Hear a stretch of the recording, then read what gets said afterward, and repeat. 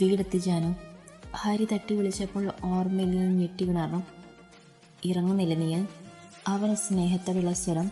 ജാനകി പുറത്തേക്കിറങ്ങി. അപ്പോഴേക്കും പുറത്ത് വണ്ടിയുടെ ശബ്ദം കേട്ട് മിഴി വാതിൽ തുറന്നിരുന്നു. ഇരുവരെയും കണ്ടപ്പോൾ അവൾ പുഞ്ചിരിയുടെ പുറത്തേക്കിറങ്ങി വന്നു. കയറി വരൂ. അവൾ ജാനകിയെ നോക്കി പുഞ്ചിരിയുടെ അകത്തേക്ക് ക്ഷണിച്ചു. നീ കുടിക്കാൻ എന്തെങ്കിലും എടുക്കും മിഴി. ഹരി ഉള്ളിലേക്ക് കയറുമ്പോൾ മിഴിയെ നോക്കി പറഞ്ഞു. സംഭാരം ഉണ്ടാക്കിയിട്ടുണ്ട് ഹരിയേട്ടാ, അതെടുക്കാം. അവൾ വെപ്രാളപ്പെട്ടുള്ളിലേക്ക് പോയി. അടുക്കളയിൽ അത്യാവശ്യം വേണ്ട പാത്രങ്ങളൊക്കെയുണ്ട്. അതിൽ നിന്നും 2 ഗ്ലാസ് എടുത്ത് അതിലേക്ക് സംഭാരം പകർത്തി. ജാനകിയാണ് നമുക്ക് ഈ വീട് ശരിയാക്കി തന്നത് മിഴി. ഹാളിലേക്ക് ചെന്ന് ജാനകിക്ക് സംഭാരം കൊടുക്കുമ്പോൾ ഹരി പുഞ്ചിരിയോടെ പറഞ്ഞു. അത് കേൾക്കെ മിഴി ജാനകിയെ നോക്കി. ഒരു പാവസ്ത്രീ, അതിൽ സുന്ദരിയാണവൾ. പക്ഷെ ആ മുഖത്തു നിന്നും ഏതോ വിഷാദം കളം കെട്ടി കിടക്കുന്നു എന്നത് വ്യക്തമാണ്. ഇനി എന്താ ഹരി അടുത്ത പ്ലാൻ? ജാനകി ഗൗരവം ആവരണം ചെയ്തു. കോളേജിലേക്കൊന്ന് പോകണമെന്നുണ്ട്. അവിടെ വെച്ചാണല്ലോ എല്ലാത്തിനെയും തുടക്കം. നാളെ രാവിലെ ആവട്ടെ. അവൻ ഏതോ ഓർമ്മയിൽ പറഞ്ഞു. അതിന് ജാനകി വെല്ലായ്മയുടെ മൂളുകയും ചെയ്തു. എന്നാൽ ഞാൻ ഇറങ്ങാം. എന്തെങ്കിലും ഹെൽപ്പ് വേണമെങ്കിൽ വിളിക്കണം. ജാനകി ക്ലാസ് ടീപ്പോയിൽ വെച്ച് പുറത്തേക്കിറങ്ങി. ഞാൻ കൊണ്ടാക്കണം ജാനു. ഹരി കാറിന് ചാവി എടുത്ത് പുറത്തേക്കിറങ്ങി. ഏയ് വേണ്ട, കൂടെ താമസിക്കുന്ന റൂംമേറ്റ് ഇപ്പോൾ ജോലി കഴിഞ്ഞ് വരും. അവളുടെ കൂടെ പൊയ്ക്കോളാം. ഈ വഴിയാ വരിക. റോഡിലോട്ട് ഇറങ്ങിയെന്നാൽ മതി. അവൾ പുഞ്ചിരിയോടെ നിരസിച്ച് പുറത്തേക്ക് നടന്നു.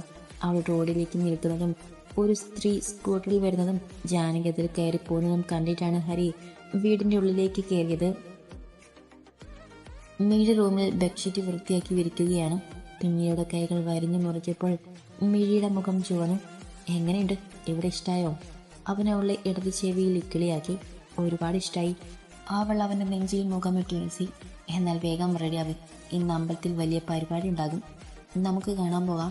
അവളെ തിരിച്ചു നിർത്തി ആ ചുണ്ടിലേക്ക് അവൻ്റെ നോട്ടം ചെന്നെത്തിയതും അവൾ വിടർന്ന കണ്ണുകളോടെ അവനെ നോക്കി.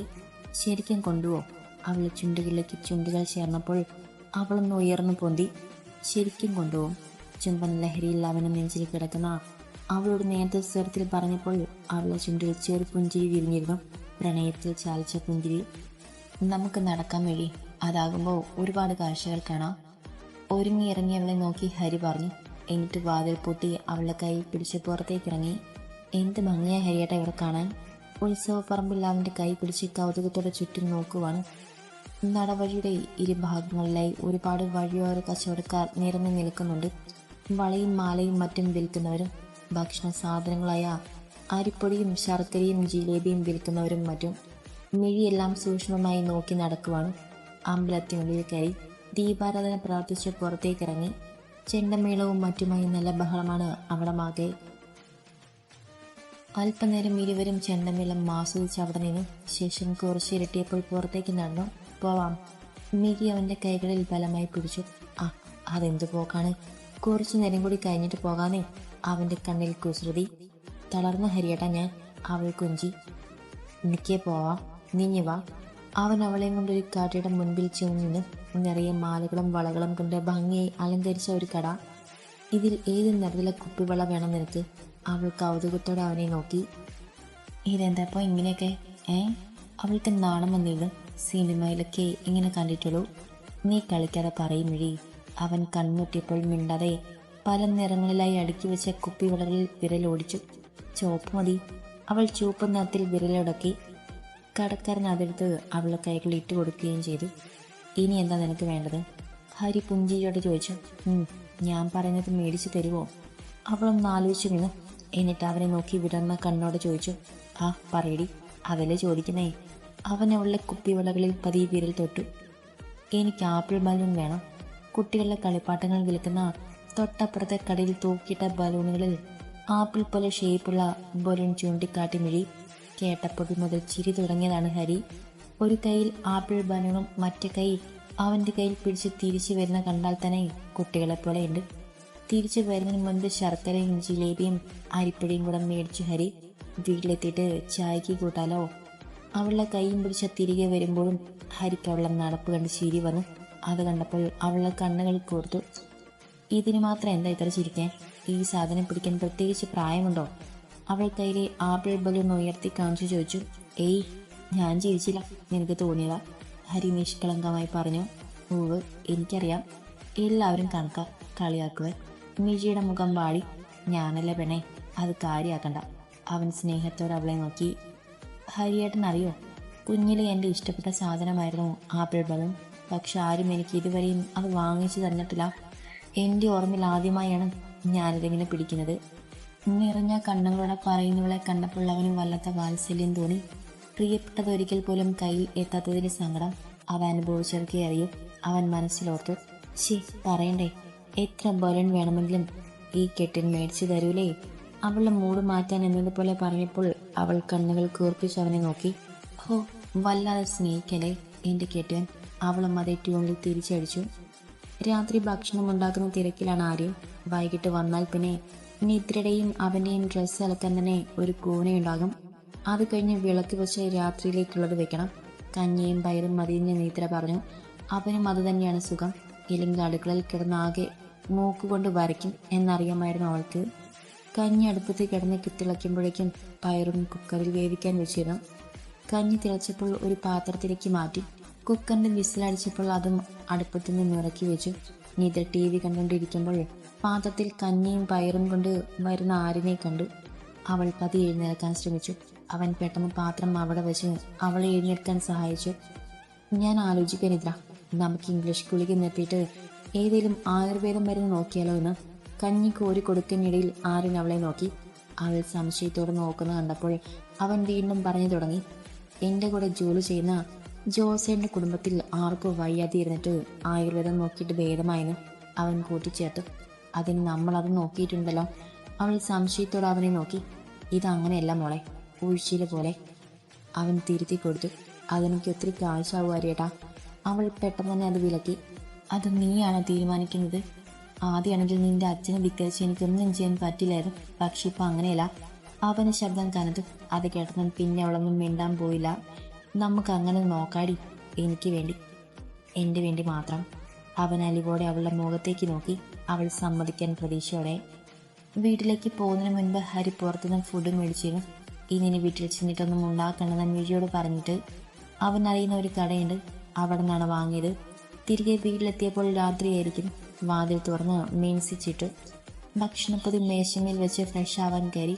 അവൻ ബാത്റൂമിൽ കയറിയപ്പോഴേക്കും മിഴി പോയി പ്ലേറ്റുകളെല്ലാം കൊണ്ടുവന്ന് വെച്ചു. അവൻ വന്നതിന് ശേഷം അവളും പെട്ടെന്ന് തന്നെ ഫ്രഷായി വന്നു കഴിക്കാനായിരുന്നു. എൻ്റെ കുഞ്ഞിലെ അച്ഛൻ എത്ര പ്രാവശ്യം ഈ കടയിൽ നിന്ന് വാങ്ങി തരുമെന്നോ. എന്നെയും മാളുവിനെയും കണ്ട് അച്ഛൻ ഇറങ്ങും. എന്നിട്ട് പരിപ്പ് വടയും ചായയും അതുപോലെ ബിരിയാണി അങ്ങനെ ഓരോന്നും മേടിച്ചു തരും. ഹരി ഭക്ഷണം കഴിക്കുന്ന ഇടയിലും വാചാലനായി. ആ കണ്ണുകളിലെ നീയത്തിളക്കം അവൾക്ക് കാണാമായിരുന്നു. ഇന്ന് വന്ന ആ ചേച്ചിയാണോ നമ്മുടെ വീട് ശരിയാക്കി തന്നത്? മിഴി കഴിക്കുന്നിടയിൽ അവനെ നോക്കി. അവൻ അതേന്ന് തലയാട്ടി. ഇത്ര അടുത്ത ബന്ധമാണോ ഏട്ടനും ആ ചേച്ചിയും, പിന്നെ മരിച്ച ചേട്ടനും? മിഴിയിൽ സംശയം നിറഞ്ഞു. അത് കേട്ടപ്പോൾ അവനൊന്ന് പുഞ്ചിരിച്ചു. എനിക്കവരെ കോളേജിൽ പോകുന്നതിന് മുൻപ് വലിയ പരിചയമുണ്ടായിരുന്നില്ല. ഞാൻ അവരെ കാണുന്നത് കോളേജിൽ പഠിക്കുമ്പോഴാണ്. അവൻ പാതിയിൽ നിർത്തി കഴിച്ചെഴുന്നേറ്റു. അവന് പിന്നാലെ അവളും. അവർ പക്ഷേ ഒരേ സ്ഥലങ്ങളിലുള്ളവരായിരുന്നു. ജാനകി, ഞാൻ പറഞ്ഞല്ലോ, വലിയ തറവാട്ടുകാരാണ് അവർ. അവളുടെ വീട്ടിലെ കാലസ്ഥൻ്റെ മകനാണ് ശ്രുതി. രണ്ടാളും ചെറുപ്പം തൊട്ടേ ഇഷ്ടത്തിലായിരുന്നു. പക്ഷെ മിണ്ടിയിട്ടില്ല അവനെ. ജാനകിക്ക് പേടിയായിരുന്നു അവൾ ഇഷ്ടം പറഞ്ഞാൽ അവൻ പിന്നെ മിണ്ടാതെ പോകുമോ എന്ന്. അങ്ങനെ മറച്ചു വെച്ചു. അങ്ങനെ ഇരുവർക്കും കോളേജിൽ അഡ്മിഷൻ കിട്ടി. കൂടെ എനിക്കും. അങ്ങനെ കോളേജിൻ്റെ ആദ്യ ദിവസമായിരുന്നു അത്. തോരണങ്ങളും മറ്റും അലങ്കാര വസ്തുക്കളും തൂക്കിയിട്ട ഒരു കോളേജ് ക്യാമ്പസിൻ്റെ പ്രവേശന ദിവസം. അന്നാണെങ്കിൽ നല്ല മഴയും ഉണ്ടായിരുന്നു. കുട പിടിച്ചൊരു പെൺകുട്ടി കോളേജിലേക്ക് വരുന്ന കണ്ടു. പുത്തൻ ചുരിദാറും ഒക്കെയിട്ട്, മുടി കുളിപ്പിന്നിലൊക്കെയിട്ട്. പെട്ടെന്ന് പിന്നിൽ നിന്നും ഒരു ശബ്ദം കേട്ടവൾ തിരിഞ്ഞു നോക്കി. ഹരി ഏതോ ഓർമ്മയിൽ കഥ പറഞ്ഞിട്ട് ബെഡിലേക്ക് കിടന്നു. വെള്ളം എടുത്തു വന്ന് മിഴി ലൈറ്റ് ഓഫ് ചെയ്തു വന്ന് അവനോടൊപ്പം കിടന്നു. അവൻ പറയാൻ തുടങ്ങിയപ്പോൾ അവൻ്റെ നെഞ്ചിലേക്ക് പതുങ്ങി അവൾ. ഏയ് ജാനു, ഒന്ന് നിൽക്കടോ, ഞാനും വരുന്നു. കോളേജിലെ ആദ്യ ദിവസമായിരുന്നു അന്ന്. നല്ല മഴയത്ത് കുടയും നിവർത്തി ഇത്തിരി പേടിയുടെ കോളേജിൽ വരാന്തയിലേക്ക് പോകുമ്പോഴായിരുന്നു പിന്നിൽ നിന്നും അപരിചിത ശബ്ദം. തിരിഞ്ഞു നോക്കുമ്പോഴേക്കും അവൾ അരികിലേക്കും നനഞ്ഞു കുതിർന്നു വന്നിരുന്നു ശ്രുതി. അവൾക്കവൻ ഭാര്യ അമ്മാവൻ്റെ മകനാണ്. എപ്പോഴും വീട്ടിൽ വരുന്നതാണെങ്കിലും അങ്ങനെ മിണ്ടാറില്ല. കണ്ടാലും ചെറു പുഞ്ചിരി മാത്രം നൽകി ഒഴിഞ്ഞു മാറാറാണ് പതിവ്.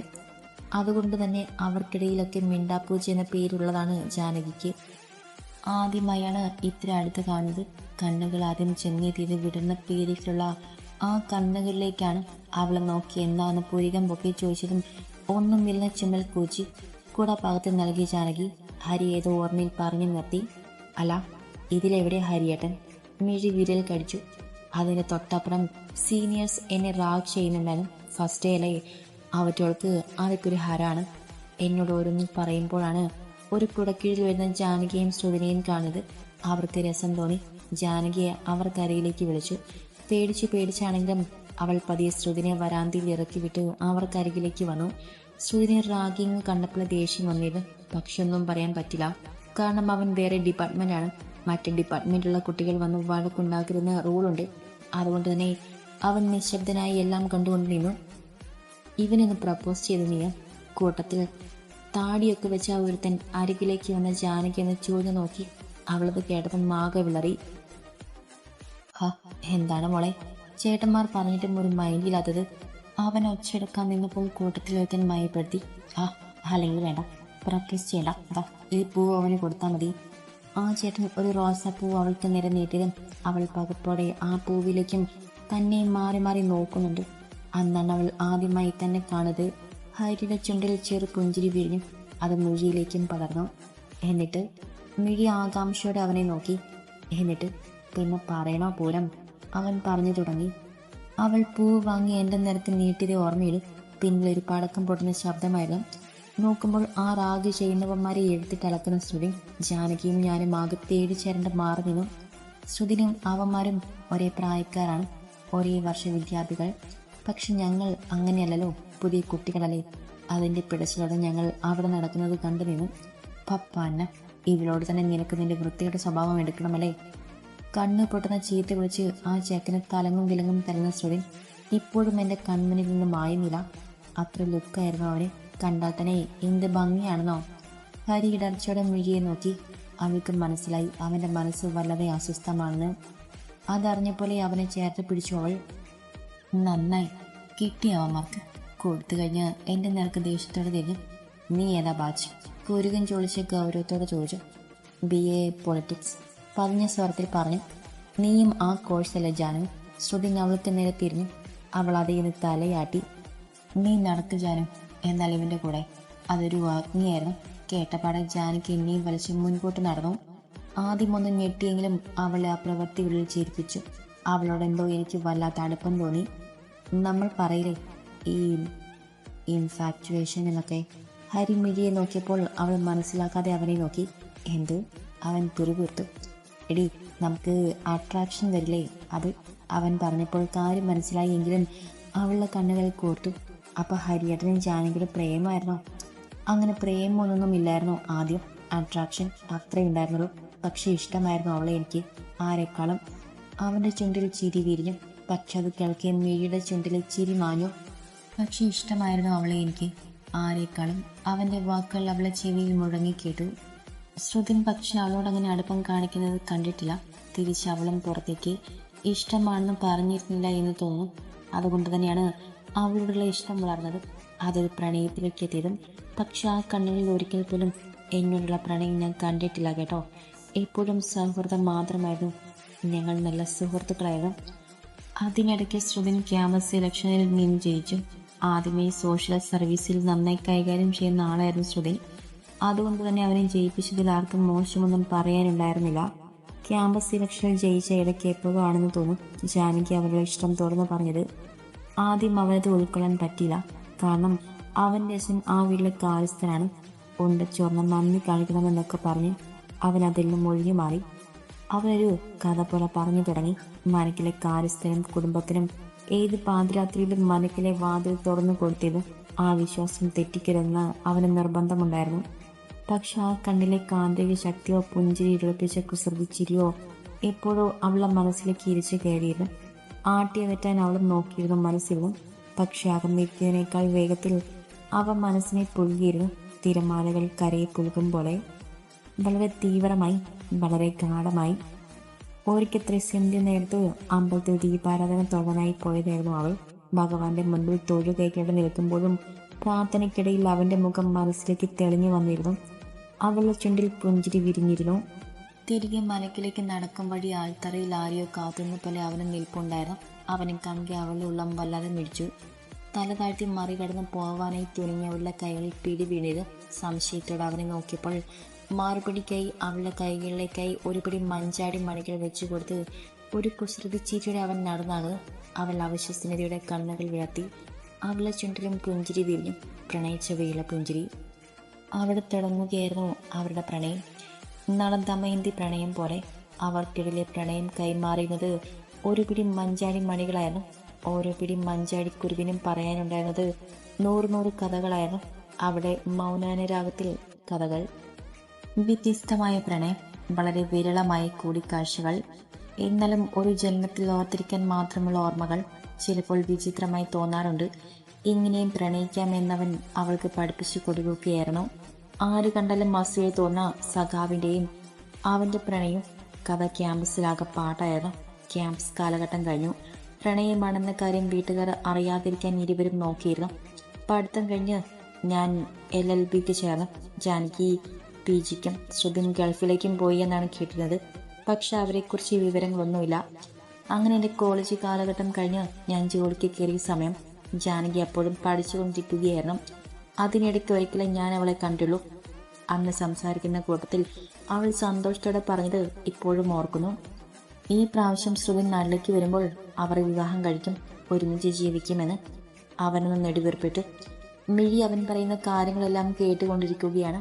അതിനിടയ്ക്കാണ് എൻ്റെ ജീവിതം തന്നെ മാറ്റിമറിച്ചുകൊണ്ട് മാളവിൻ്റെ കോളേജിലെ പ്രശ്നങ്ങളും അവളെ അഫ്യൂസ് ചെയ്തവരോടുള്ള പകയും കൊണ്ട് ഞാൻ ജോലിയിൽ നിന്ന് മാറി ഗുണ്ടാപ്പണിക്കിറങ്ങിയത്. മാളവിനെ ഉപദ്രവിച്ചവരെ കൊല്ലണം, അത്രമാത്രമേ അന്ന് മനസ്സിലുണ്ടായിരുന്നുള്ളൂ. അതിനു മുൻപിൽ മറ്റൊന്നും ഉണ്ടായിരുന്നില്ല. ആ സമയം തന്നെയായിരുന്നുവല്ലോ വീടിൻ്റെ ജപ്തിയും ഞങ്ങൾ പാലക്കാട്ടേക്ക് വീട് മാറിയതുമല്ല. അവൻ പറ്റിയ പുഞ്ചിരിയോടെ അവളെ നോക്കി. അതിനിടയ്ക്ക് ഒരു കൊട്ടേഷൻ വന്നു ഞങ്ങൾക്ക്. കൊട്ടേഷൻ തന്ന ആളുകൾ എനിക്കറിയാമായിരുന്നു. അതുകൊണ്ട് തന്നെയാണ് ആർക്ക് വേണ്ടിയാണ് അതെന്നത് അന്വേഷിച്ചതും. അത് മറ്റാരുമല്ലായിരുന്നു, ജാനകിയുടെ വീട്ടുകാർ തന്ന കൊട്ടേഷനായിരുന്നു. അത് ഞങ്ങളുടെ നേതാവ് നേരിട്ട് കൃത്യം നടത്തണമെന്ന്. നീ ഓർക്കുന്നുണ്ടോ മിഴി? അത് നമ്മുടെ കല്യാണം കഴിഞ്ഞ പിറ്റേ ദിവസം ജീപ്പിൽ ഒരു കൂട്ടം പേര് വന്നത്. അതിൽ ഫ്രണ്ടിൽ കോൺഡ്രൈവ് സീറ്റിൽ ഇരുന്ന വലിയ താടിക്കാരനെ. ഹരി ചോദിച്ചപ്പോൾ മിഴി ഓർത്തെടുക്കുവാൻ ശ്രമിച്ചു. ശരിയാണ്, ഉണ്ടായിരുന്നു. കണ്ടാൽ തന്നെ പേടി തോന്നുന്ന ഒരു മനുഷ്യൻ. അവളുണ്ടെന്ന് തലയാട്ടി. അതാണ് കൈസർ, ഞങ്ങളുടെ ജിന്ന്. ഹരി പുഞ്ചിരിച്ചു. കൈസറോ? മിഴി സംശയത്തോടെ അവനെ നോക്കി. അതേടോ കൈസർ. അയാളുടെ അച്ഛൻ വിളിച്ചുകൊണ്ടിരുന്ന പേരാണ്. പിന്നെ എല്ലാവരും അത് വിളിച്ചു. അയാളുടെ വീട്ടിലെ പട്ടിക്കും അയാൾക്കും ഒരേ പേരാണ്. അയാളുടെ അച്ഛൻ്റെ വികൃതി ഹരിക്ക് വല്ലായ്മ തോന്നി. സാധാരണ വീട്ടിൽ നിന്ന് തന്നെ മോശമായ അന്തരീക്ഷം ഉണ്ടാകുമ്പോഴാണല്ലോ പലരും ഇത്തരം കുറ്റകൃത്യത്തിലേക്ക് വരിക. അങ്ങനെ വന്ന ഒരുവനാണ് കൈസർ. അവനാണ് ഞങ്ങളുടെ ടീമിൻ്റെ ലീഡർ. അവൻ നേരിട്ട് ചെയ്യണം ഈ ജോലി എന്ന് പറഞ്ഞേൽപ്പിക്കുകയായിരുന്നു ശ്രുതിൻ്റെ കേസ്. ഹരി അവൾക്കരികിലേക്ക് നീങ്ങിക്കിടന്നു. ആ വയറിൽ കൈകൾ മുറുക്കി അമർത്തി കിടന്നു. എൻ്റെ സ്വാർത്ഥത കാണാം, അതുകൊണ്ട് മാത്രം ഒന്നും ചെയ്യാൻ കഴിഞ്ഞില്ല മിഴി. എനിക്ക് അന്ന് ശ്രുതിനാണ് പാർട്ടി എന്നറിഞ്ഞപ്പോൾ കൈസറോട് ഈ കേസ് നമുക്ക് വേണമെന്ന് പറഞ്ഞു നോക്കി. പക്ഷെ സമ്മതിച്ചില്ല അവൻ. അതിന് കാരണം ജാനകിയുടെ വീട്ടുകാർ കൊടുത്ത വൻ തുക തന്നെയായിരുന്നു. അന്ന് അവരോട് വഴക്കിട്ട് പോയി ഞാൻ. പക്ഷെ കൈസർ പറഞ്ഞു ഈ പാർട്ടി വിടണമെങ്കിൽ ഞാൻ അവരുടെ ടീമിൽ നിന്ന് ഒഴിയണമെന്ന്. മൗനമായി നിൽക്കാനേ എനിക്ക് കഴിഞ്ഞുള്ളൂ. അന്നത്തെ കൊട്ടേഷന് ഞാൻ പോയില്ല. അത് മാത്രമല്ല, അവർ ശ്രുതിനെ വെട്ടി പരിക്കേൽപ്പിച്ച് കുറച്ച് സമയം കഴിഞ്ഞ് അവിടെ പോയി നോക്കുമ്പോൾ അവൾ നിറഞ്ഞ കണ്ണുകൾ അമർത്തി പിടിച്ചു. ചോരയിൽ കുളിച്ച് റോഡിൽ കിടക്കുന്ന ശ്രുതിൻ. അവൻ ഇടറിയ ശബ്ദത്തോടെ പറഞ്ഞു.